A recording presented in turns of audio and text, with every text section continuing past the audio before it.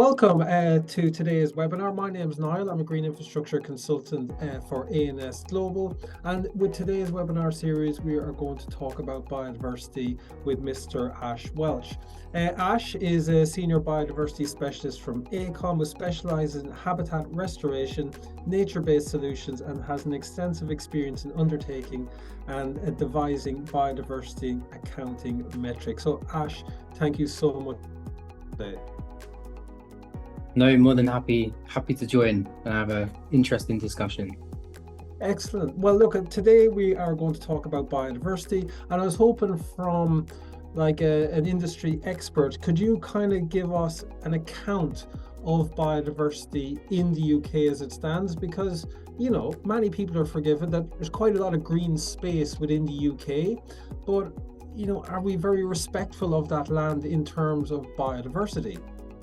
The UK is quite an interesting place because it's one of the most nature depleted countries on earth. Now we might look out of our back gardens, and if you all go to the countryside, and you might think, well, actually it's a luscious green country with lots of habitat and lots of wildlife. But the reality is that we've heavily modified our landscape over the past several thousand years. And we're probably one of the first to really decimate a lot of our wildlife. So actually a lot of the wildlife and biodiversity that we should naturally see in our environment is no longer there. And unfortunately, what's remaining is highly under pressure with climate change and development impacts and all of these different things. So it's really important to both safeguard what we have left and then try to restore what we've already lost. Is it a fair argument to say that kind of historical loss in biodiversity, would that have been a reflection of the UK's development over the past several hundred years, kind of, you know, almost being a leader and firsts across the world? But then that would actually beg the question that, you know, if you listen to all the experts, we're looking at an increase in population over the next 30, 40 years. Surely if we have to build them more houses, more infrastructure, schools, etc., that's going to have a further impact on biodiversity levels within the UK. I suppose that would actually then bring it in to biodiversity net gain. Like, are we going to see an improvement? So could you kind of give a quick brief of what is biodiversity net gain and how did it all come about? Well, yeah, it's a good point, and you've led it in nicely there, because you're right. We've historically we've decimated a lot of our wildlife, sadly, and you know, the Industrial Revolution accelerated part of that as well. More recently, we've started to realize the benefits of biodiversity and why it's important to have biodiversity, not just for nature lovers and people that love bird watching and wildlife watching, but actually it brings a lot of big benefits to society and the economy. So, you know, there's all of this research now that backs up that healthy, thriving ecosystems and habitats provide all sorts of what we call ecosystem services. And so and that could be anything from flood prevention to, you know, trees can mop up air pollution. Different types of habitats can provide fish in the ocean, which is good for our fisheries so that we could eat food. Pollinators, for example, they pollinate our crops. So all of these things are essential to the way that we live, and now is the time that we need to start restoring some of these features so that we can save costs in the long term. And with climate change, it's only going to get worse. So we really need to start doing it now. So the whole idea of biodiversity net gain sort of come about around how we can. I mean, there's different terms, right? So biodiversity net gain is a big one. You may have also heard of nature positive. Effectively, they're coming out at the same thing. So it's how do we restore nature and start to increase these services and benefits that we need as a society. And so biodiversity net gain is looking at how we do that in relation to development. So a moment ago, you mentioned all of these targets to build new houses. And, you know, I think the last few weeks we've all heard about the schools crumbling down, so there's going to need to be a lot of repair work and maybe some new schools built. That's going to put a lot of pressure on the last remaining green spaces we have, which will also put pressure on biodiversity. Now, UK is quite interesting, I guess, because a lot of the landscape is already heavily depleted and a lot of it's arable land. in some respects and in some situations, development projects have the potential to increase the amount of biodiversity that is currently there. So they might take up some land, but under Biodiversity Net Gain principle, they will also now need to put back more habitat to achieve a particular target. Yeah. And in England, that will be 10%. They will need to achieve a 10% uplift in biodiversity, and that's done in a number of different ways. But yeah. So for a developer, and obviously maybe from a planning stage, town planners, we have to consider this as well, but one would assume if we had our particular site, that site must be assessed by a trained professional. I'm assuming maybe an ecologist. So what are the steps that this assessor must take then to identify the biodiverse value within that particular project? Because I'm surely this will play into obviously the metrics of the BNG. So surely there must be a baseline metric created to allow that developer to improve it by 10%. So what are those types of steps which must be taken? Yeah, so I guess for context, the Biodiversity Net Gain principle in England comes from DEFRA. Yeah. And they've basically created this calculator, which hopefully some listeners or viewers would have heard of, or the metric some people refer it to. And basically what that does is it's able to put a value on different habitats. And then you can compare your baseline to a proposed development future scenario, let's say. And so you can work out how much uplift or how much loss of biodiversity you're going to have. So this is really quite cool because it means we can play around and start to look at different sites, which has the highest impact, which can have the biggest positive impact in terms of restoration. And it can also be done even before a development project has come around. So if a planner or a developer has some ideas to develop in a particular area, they can play around and work out what the least contentious areas would be to do that in relation to biodiversity. So that's one way of doing it. However, the more formal way is when a development project starts to come around and some designers will come on board and they start to design and look at sites. They will then typically engage a consultant ecologist, and then that consultant ecologist will go and do the assessment. And then once the assessment is done, that is typically then added into an environmental impact assessment or a planning proposal that goes to a local council, and then it's assessed. And if the development has achieved the target, then they will let it go through. Okay. So if the ecologist has been down to site, I'm assuming a plant suggestion, a plant list is going to be provided. But one would be under the assumption many of these are going to be native species within the UK. But would there be a logic that we would look for maybe some beneficial non-native species, especially ones which are drought tolerant? Because we see these frequent heat waves come in every year. They will get worse. So now should we start planting, is it rose tinted glasses to expect that all developments now can host native wildflowers across all developments, or should we start to deviate into more drought tolerant species or kind of beneficial species? What would the stance be on that from an ecological point of view?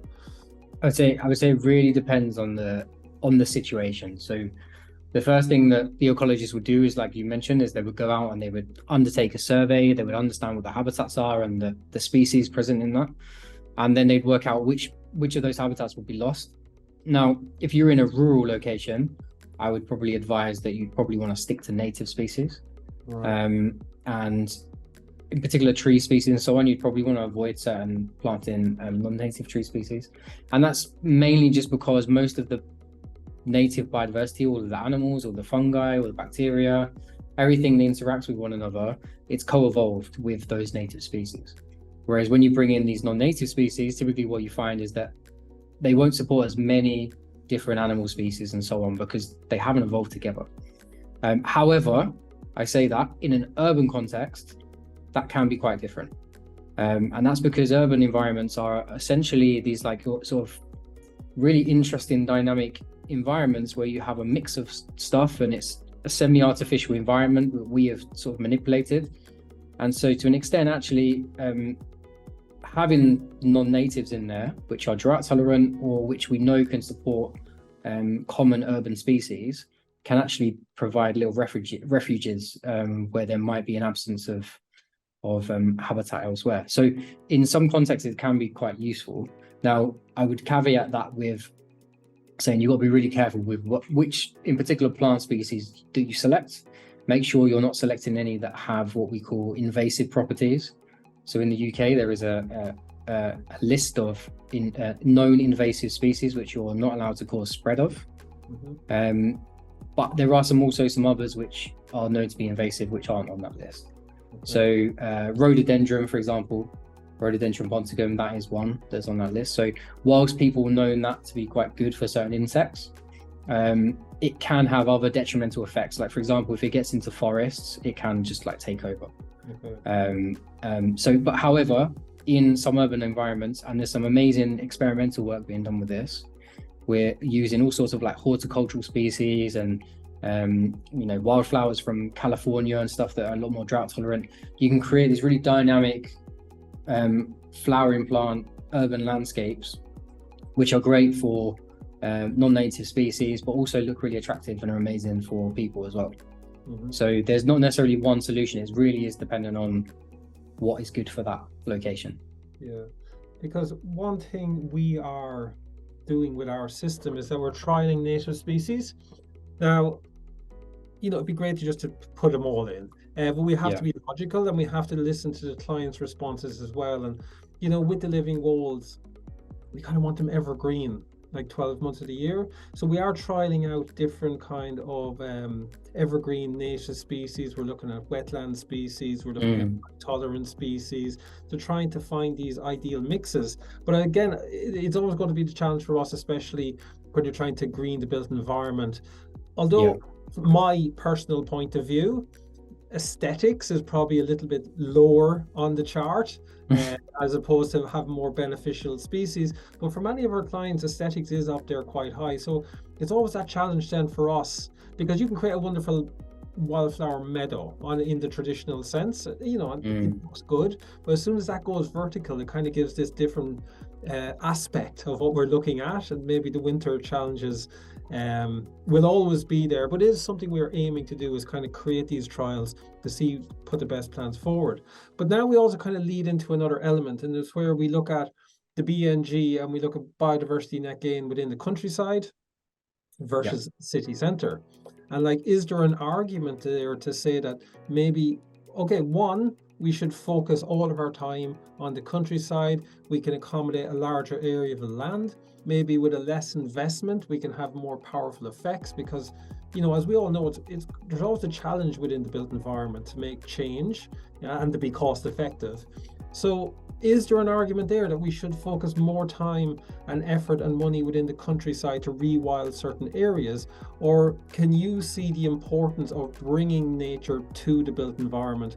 Because 50% of the world's population live in a town or a city today, but if you listen to these experts, they're projecting that's going to increase to 70%, come 2050, 2060, and so on.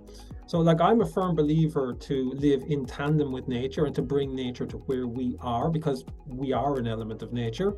But from your point of view, from an ecologist's point of view, where do you think there's more powerful? Are we to focus on the countryside? Do we focus on the city centre? Or do we just meld the two together to allow this interconnectivity of diversity? It's a really interesting question. I mean, if you speak to different ecologists, you'll probably get a different response in reality. Because it comes down to philosophy in a way, what is the best strategy? And I mean, I sit on both sides personally. So I'm really into rewilding, and I love the really amazing, ambitious rewilding projects we're seeing crop up in Scotland and stuff. But and now that people are using the term rewilding to bring back to our cities as well. And whilst our cities never really were wild as such, the term is that you're sort of starting to bring in that element to, the purpose of rewilding, I guess, is to reinstate ecological processes that are lost, and so that it has its own sort of way of sustaining itself, and it provides all those ecosystem services that we mentioned. So the way I see it is no one wants to live in a concrete jungle, right? You want to live in a vibrant place where there's, I mean, what I love is just walking down the street and seeing birds fly past, and you know, the smell of different flowers during spring and so on. And I think we all innately respond to those things, whether we realize it or not, and that has a real positive mental boost to all of us. And the more biodiversity we have in our urban areas, I believe that it's going to have, you know, it's going to reduce all of those health and well-being, negative health and well-being aspects that we associate with cities, stress levels and so on. But in addition to that,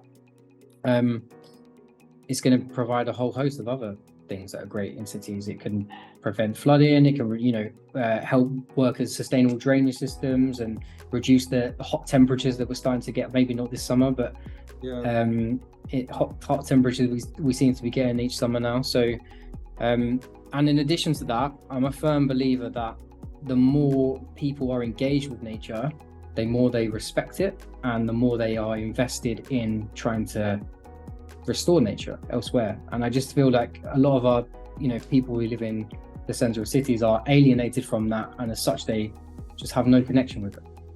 So it's interesting that you said that. That was a point I was going to actually bring back too. So over the last couple of weeks, I've spoken to many professionals, and I kind of asked them the same question, retrospective of what the topic was, and everyone has given me the same answer, and you've just given me that same answer. Is part of we won't say rewilding, as part of bringing nature into the built environment, it's the connection. Because if you start to separate the built environment and nature as two different items, people lose this inherent connection to nature.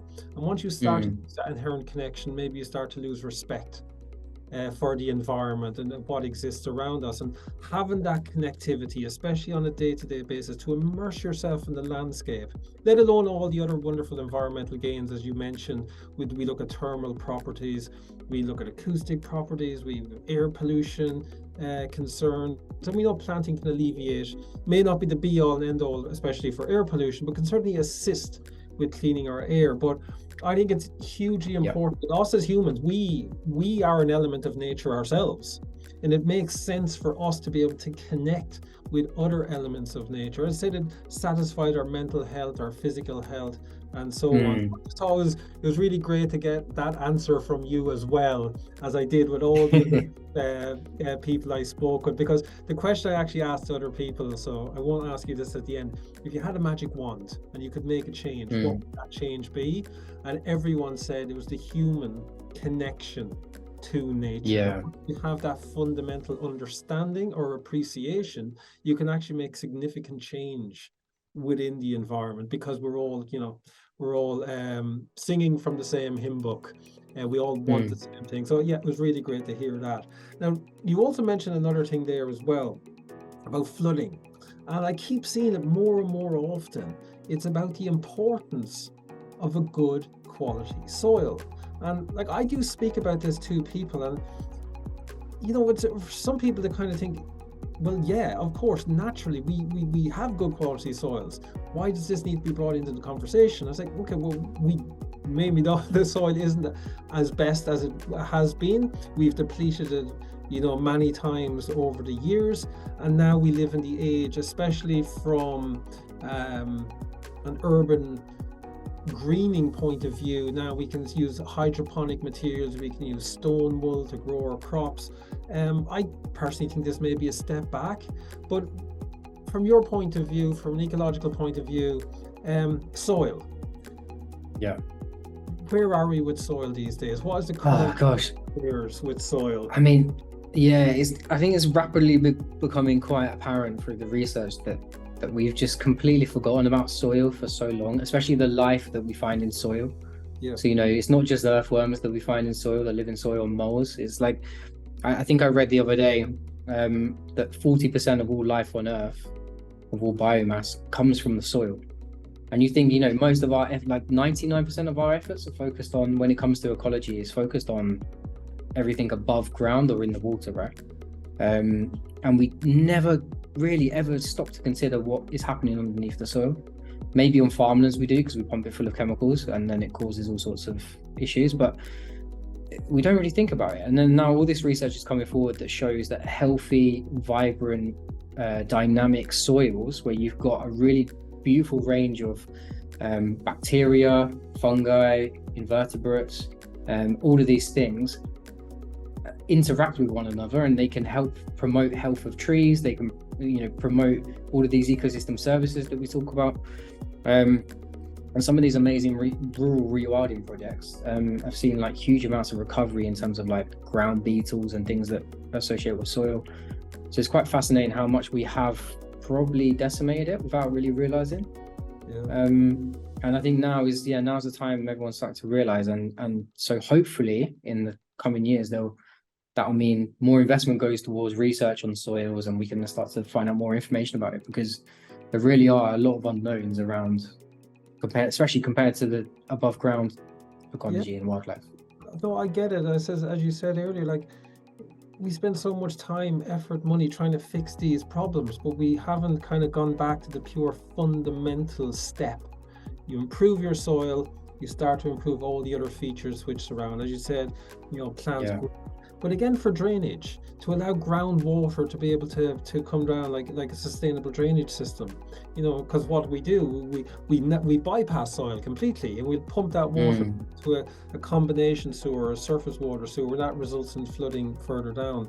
So yeah, we're all about the importance of soil. And it would be great to be able to see more studies being carried out on soil. So it allows companies such as ourselves to be able to take that information, and because we do look at quite a significant amount of white papers, and then we try to change the planting or change the style or the method or however to be compliant. Not compliant is the wrong word, but to be able to put the best projects forward as possible. So let's say there's going to be certain people in the audience now who maybe not be in a commercial situation or a decision maker to be able to make those powerful steps in terms of biodiversity, but they may have their own garden, they may have their own plot of land, and again, this might be a simplistic point of view, but 87% of households in the UK have access to a private or a semi-private garden.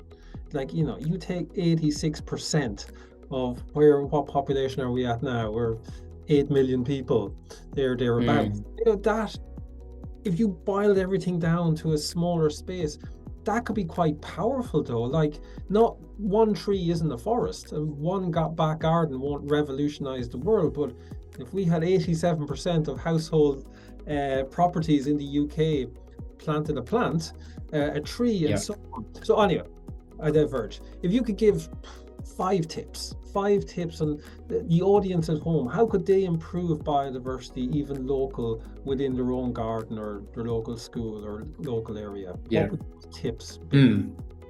Okay. Well, I sort of alluded to one a moment ago, and whilst it was about farmland, where we pump lots of chemicals into our farmland, into our soils in the farm, like, the issue there is that all of those chemicals have such a detrimental impact on that soil ecology. And I guess when you're looking at things like gardens, right, you might not have a lot of above ground space. Like, say you might have a tree, or you might have just a little bit of an area, but you will probably have some soil of some sort. And a lot of people, when they're gardening, they will use chemicals that aren't too dissimilar to what's used in an agricultural sense. But you'll be using it as weed killer or insecticide to get rid of slugs and different insects and so on, pest insects.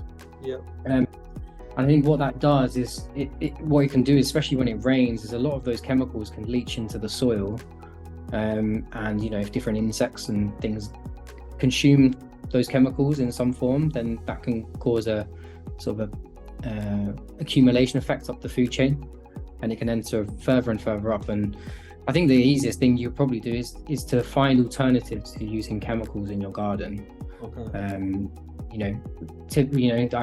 One of the age-old ones, using bold dishes of vinegar to get rid of slugs instead of putting down slug pellets, stuff like that. But there are alternatives out there, and you can even get stuff that is made from plant-based materials and stuff, which is less harmful. So just substituting those out is probably the easiest thing you can do to have the biggest possible impact. Well, now there's many companies there in the UK which sell biocontrol. So like what we would use Yeah. if we have issues with slugs or vine weevils, we can get in nematodes. If we've got issues with aphids, we get in ladybirds, we get in lacewings. So all of these are out there that we can introduce Yeah. these predators, beneficial predators, into the garden. And then we just tell people just limit off your pesticide, your herbicides.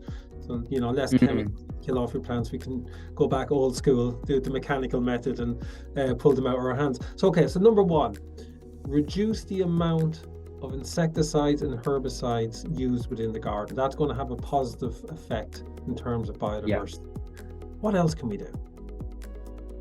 And we're thinking There's quite a few. Yeah, there's quite a few things you. If you've got the space, definitely plant a tree, or it can be any size. It doesn't even need to be a tree. It can be a shrub of some sort. Basically native.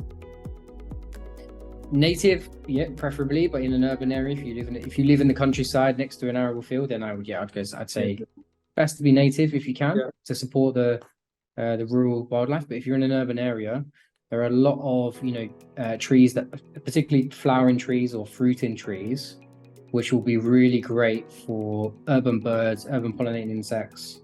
Because basically what we tend to find in urban areas is because there's a lack of like sort of natural green space with like wildflowers and stuff, actually it becomes really important that these sort of garden plants and landscaping plants can actually provide little refuges for a lot of these species. So ensuring that you have something that flowers or fruits that is known to be good for urban species is quite good. And easy thing to do is like the RHS website has a list of different tree species and different wildflowers and stuff that are good for birds, butterflies and so on. And there is an entire list of non-native species which they list as well. So that's a really nice resource. If you're not sure what to plant, go and check that out, and that might give you a few ideas. That's really good. And I suppose if you want to add number 3 to the list, we plant in lots of pollinating, smaller ground cover species, etc. And again, the RHS list will be there to be able to help people along to, choose those appropriate plants. You kind of alluded to something there a few moments ago, so hopefully it's on your list as well. Should we introduce simple things? And it might be just, a pile of sand, a pile of rubble, logs. Will that allow insects, little beetles to make their homes within these types of structures? Definitely would. Like if you look at shade, or is it going to get too damp, or is there a way to do this correctly or more effectively, or just intended? The key is what I like to refer to as structural complexity. Ooh. So you want it to be as complex as possible. Now, that might sound a bit scary if you're not used to that sort of thing, but basically what that means is just have a lot of different things in an area, and where you can try and create them. So like you say, they provide different environmental conditions. So if you've got an area in your garden, so you might have some garden plants and a tree and so on, where if you've got another little space, you might want to put a log pile. You might want to introduce some rocks. If you've got a pond, amazing. Water feature of some sort that introduces water into your environment and can provide for different species. And then if you've got a log pile, or you can use any sort of material really, as long as it's like a natural type of material, put it down, and that can create a small habitat of some sort. And then if you want to add in that complexity, you can find a spot where it's like semi-shaded and then like half in the sun, and then suddenly you've created 2 conditions in that environment as well. So you'll have some species that prefer the sun-loving side, and some that prefer the shade side, and you've got that bit in the middle that provides even more complexity. So that's the principle. And what's interesting is when I do my work, like rural landscape restoration, same principle applies. You're looking to create as much structural complexity as possible. So it's just taking that philosophy and bringing it into your garden, basically. Yeah, brilliant. And so that brings us 4. Is there one last item you could say to people to enhance biodiversity within that given area? Yeah, so I mean, in particular in the UK and other like temperate regions, we have quite distinct seasons, right? So you have spring, summer, autumn, winter. So what we tend to find is, especially with climate change, where it's like starting to shift when the seasons begin or end, and we might even have like random hot patches in the winter now, right? Or cold spells in the summer.